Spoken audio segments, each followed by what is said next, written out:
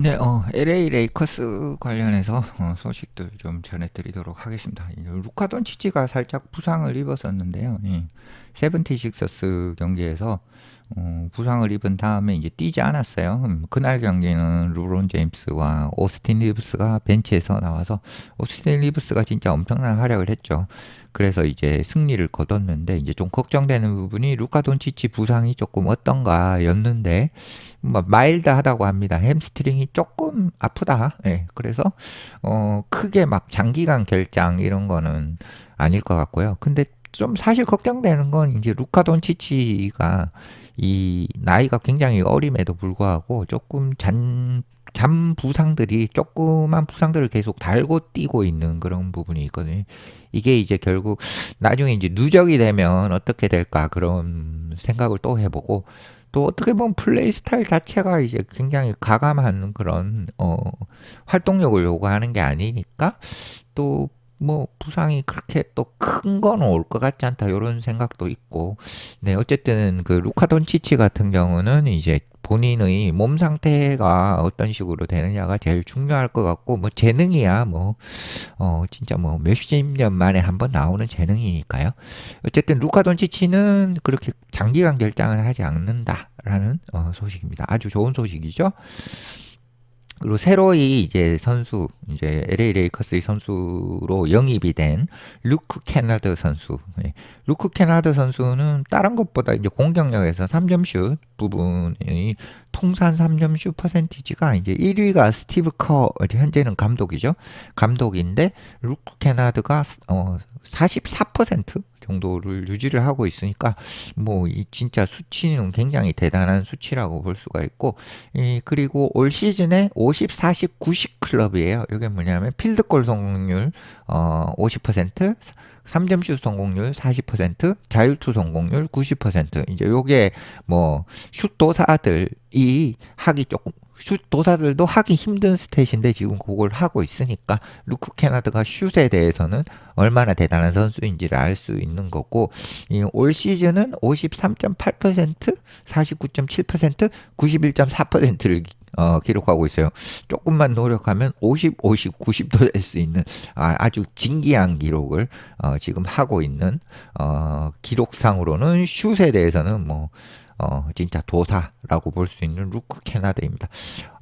어떻게 보면 레이커스에서 가장 가려운 부분을 긁어줄 수 있는 선수가 온 거라고 좀 볼 수가 있습니다. 조금 뒤에 또 살펴볼 텐데 일단 공격 부분에서 그렇고요. 뭐 루크 캐나드 선수가 그렇게 수비 부분에서 대단히 뛰어난 활약을 보이는 선수는 아니기 때문에 공격 부분에서 일단 그 문제거리를 하나 풀었다 이렇게 보시면 될 것 같고요. 레이커스가 이 캠 토마스, 브루클린 네츠의 캠 토마스 선수에게 관심이 있다는 소식이 있습니다. 네, 레이커스는 캠 토마스와 그리고 헤이우드 하이스미스 이 두 선수에 대해서 관심이 있다고 해요. 이게 이 두 선수가 웨이브가 되면 레이커스가 조금 관심을 가지고 좀 접근을 할 수 있다 이런 얘기고 캠 토마스 같은 경우는 이제 브루클린 네츠와 그냥 이 뭐랄까 그 역할에 대해서 이제 서로 의견 차이가 있죠. 캠 토마스는 본인이 이제 뭐 슛을 상당히 많은 슛을 가져가는 에이스 역할을 하기를 바라는데 뭐 지금 그런 부분이 팀과는 좀 맞지 않아서 계속해서 잡음이 있는 상태. 뭐 나와서 뭐 득점해 주는 거나 이런 것들 보면은 괜찮은 선수인데 일단 팀에서의 요구하는 역할과 자기가 하고자 하는 역할이 좀 안 맞아서 계속해서 잡음이 있는 상태이고 바이아웃 이 돼서 웨이버 공시가 되면 꽤 많은 팀들이 좀 관심을 일단은 재능 면에선 뛰어나니까 관심을 가질 가능성이 많은 것 같습니다. 이제 오스틴 리브스가 뭐 얘기를 한 거는 이제 그 부상을 당했을 때도 굉장히 뭔가를 많이 해야 된다. 오스틴 리브스가 이제 부상에서 최근 복귀를 했고 좋은 모습을 보였죠.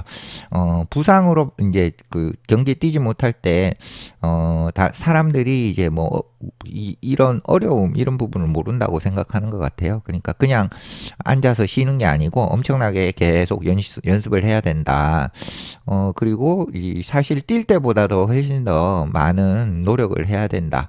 왜냐하면 컨디션을 유지를 해야 되고, 그리고 리듬을 계속 유지를 해야 되기 때문에 시합에 뛰지 않으면서 그걸 유지하는 게 어렵다. 이런 얘기를 했고요. 그리고 매일매일 일어나가지고, 계속해서 훈련을 해야 되고, 그리고 그 부상이 있기 때문에, 본인이 이제 그 어떤 자기 플레이의 최선의 것을 할 수 없다. 최고의 어떤 모습을 보여줄 수 없음에도 계속 연습을 해야 되는 그런 부분이 어려움이다라고 얘기를 했고, 그리고 부상 중에 계속해서 그런 것들을 열심히 해야 되고, 그렇게 되면 이제 최대한 이제 경기 감각을 유지하게 리듬을 유지하도록 그렇게 계속 노력을 해야 된다. 그런 얘기를 했습니다.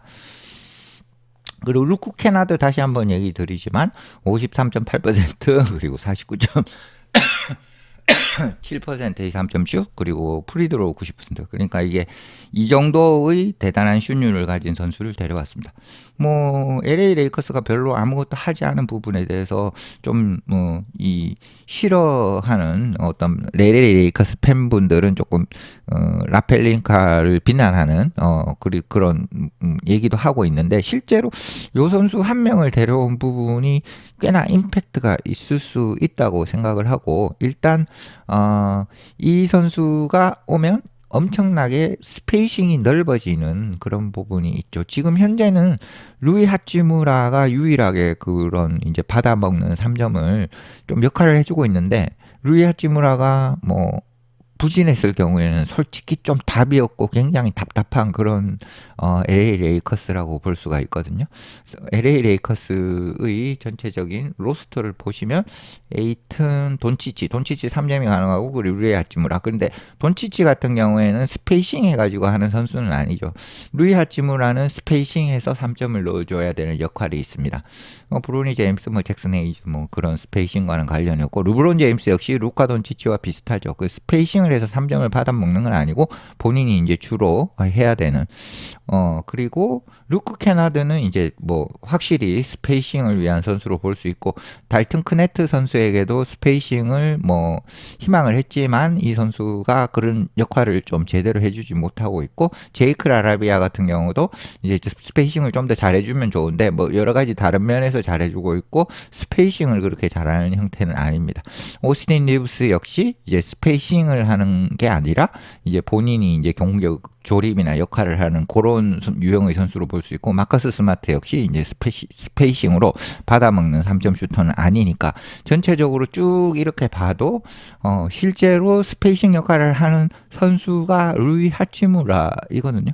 그래서 루이 하치무라가 잘 될 때와 안 될 때 그런 부분이 너무 차이가 난다. 뭐 스페이싱 부분이 또 그렇다면 이제 그리고 이 센터 부분에서 보면 디안드레 에이튼이 못해주면 잭슨 헤이즈가 해줘야 되는 요 두 선수밖에 없다는 게, 그게 이제 레이커스로는 좀 치명적인 단점이 좀 있고요. 수비수로 굉장히 잘하는 마커스 스마트, 그리고 제랄드 반더빌트 이런 선수들은 또 슛이 좀 너무 불안정하기 때문에 그런 부분들이 레이커스의 조금 골칫거리라고 볼 수가 있죠. 그래서 딱 그런 부분을, 가려운 부분을 긁어줄 수 있는 선수가 어떻게 보면은 루크 캐나드라고 볼 수 있고요. 그 루크 캐나드가 일단은 LA 레이커스로 합류하면서 경기가 어떤 식으로 진행이 될지 확실히 조금 좋아질 것 같긴 한데요, 공격 부분에서는. 그래서 그걸 지켜보는 게 재밌을 것 같습니다. 일단 선수들이 전체적으로 3점을 좀 해줘야 되는 선수들의 퍼센티지를 보면, 제이크 라라비아 같은 경우는 지금 뭐 기존에 던지던 이제 3점 슛이 꽤 괜찮은 부분이 있었는데, 이때 볼륨이 좀 적었는데 레이커스로 오면서 이제 시도를 한 3.5개 정도를 하는데 3점 슛 성공률은 32.6%를 하니까, 제이크 라라비아는 믿을 만한 3점 슈터가 아니고 스페이싱도 제대로 이렇게 잘해주는 선수라고 보기가 어렵습니다. 그리고 달튼 크네트 같은 경우는 이 선수가 이제 어떻게 보면 클레이 톰슨의 조금 더 운동력이 좋은 버전이라고 기대를 했는데, 실제 이제 루키 시즌에는 그래도 조금 가능성을 보여줬는데 37.6%, 4.4개의 의미 있는 시도를 하면서 그랬죠. 근데 올 시즌은 출전 시간이 굉장히 줄어들고 시도 자체도 줄어들고 그리고 3점 슛 자체도 뭔가 이제 리듬을 완전히 잃어버린 이제 쓸 수 없는 정도죠. 3점 슈터가 이 정도 31.3%를 지금 기록하고 있으면 그리고 뭐 오스틴 리브스는 뭐든지 잘하긴 잘해요. 그래서 오스틴 리브스 같은 경우는 한 37, 8% 정도를 최근에 기록하고 있는데 뭐 수치 자체도 7.3개를 하니까 이거는 이제 강력한 무기는 될 수 있겠죠. 조금 수치가 더 올라가면 좋은데 계속해서 좀 발전을 하고 있는 선수기 때문에 더 기대를 해봐도 좋을 것 같습니다. 일단 점수가 계속 올라오고 있죠. 7.3, 13.0, 15.9, 20.0 그리고 26.5까지 올라왔어요. 이 선수가 만약 한 30점대 찍으면 진짜 그 리그를 대표하는 선수로 성장을 할 수도 있을 겁니다. 수비 부분에 물론 약점은 있긴 있지만요. 그리고 르브론 제임스 같은 경우는 3점 슛이 그렇게 믿을만 하지는 않잖아요. 한번 뭐 이렇게 40%로 뛴 적이 있긴 있는데 그 이외에는 뭐 그냥 30%대 올해는 또 3점 슛이 더 좋지 않습니다. 31.5% 그래서 이거는 뭐 거의 벽돌을 던지는 수준인데 그래도 르브론 제임스가 3점을 넣으면은 조금 분위기를 막 바꾸는 그런 부분은 좀 있죠. 그래서 의미는 좀 있다고 생각을 합니다.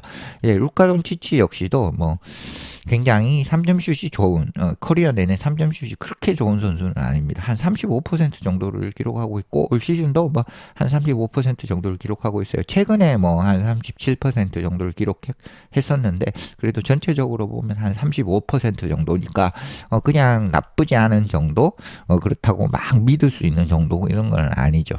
그리고 이제 실제 이제 그 스페이싱을 현재 담당하는 유일한 선수라고 볼 수 있는 루이 하치무라는 생각보다 굉장히 좋은 역할을 해주고 있어요. 4개 정도의 의미 있는 3점 슛을 43.8%를 기록하고 있어요. 근데 이제 이 선수가 조금 기복이 심해서 안 들어갈 때 너무 안 들어가는 그런 부분이 있고 그리고 볼륨 자체가 11.9점 정도를 올려주고 있기 때문에 이 뭐 딱 믿고 쓰기가 좀 어려운 그런 부분이 있고 그리고 수비 부분에서는 그래도 조금 사이즈도 있고 힘도 좋기 때문에 괜찮은 역할을 하고 있다고 봅니다. 하지만 이제 뭐 레이커스의 큰 트레이드일 경우에는 항상 루이 하치무라가 포함이 되고 있는데 레이커스도 징하게 계속해서 루이 하치무라에게 기대를 걸면서 트레이드를 하지는 않고 있습니다. 그리고 이제 기대를 할 수 있는 루크 캐나드는 보시면 알겠지만 이제 초반에 한 40% 정도의 슛을 성공. 이것도 나쁘지 않았는데 이후로부터는 거의 45% 정도가 올라왔고 54%를 기록한 적도 있어요. 그리고 49.4 뭐 이렇게 올라왔고 조금 떨어지는 듯 하다가 어쨌든 49.7, 50%에 가까운 올해 50%에 가까운 3점 슛 성공률을 기록하고 있습니다. 수치 자체가 3.2개라서 요거 같은 경우는 이제 아틀란타에서 뛰니까 좀 공을 좀 못 받은 그런 부분이 있는 것 같아요. 하지만 이제 LA 레이커스로 왔으니까 이 키가오 패스의 달인들이 너무 많잖아요. 뭐 옛날부터 르브론 제임스는 폭탄 처리반이 꼭 필요했고 루카 돈치치 같은 경우는 예측하지 못하는 아울렛 패스 너무너무 좋고 그리고 오스틴 리브스 역시도 패스에 뭐 일가견이 있기 때문에 좀 더 많은 어떤 기회를 부여받을 거라고 보고 이 3점 슛 시도의 볼륨이 한 5개 정도까지 올라가지 않을까 일단 예상을 하고 그 5개 정도까지 올라갔는데 한 50% 정도의 성공률을 기록한다고 하면 3점 슛만 해도 한 뭐 7.5점 정도 되니까 그 개인 평균 득점 올 시즌 개인 평균 득점은 두 자릿수 10점대 이상 가고 그리고 3점 슛을 한 5개 정도 시도해서 50%의 슛 성공률 그 정도를 유지해 주지 않을까. 분명히 이 수치가 이 잘 어떤 팀에 현재까지 컨디션에서 녹아든다고 그러면은 수치 자체는 변하지 오히려 높아질 가능성이 더 질 좋은 패스를 많이 받을 수 있기 때문에 더 높아질 가능성도 있다고 일단 기대를 해봅니다. 네, 마치겠습니다.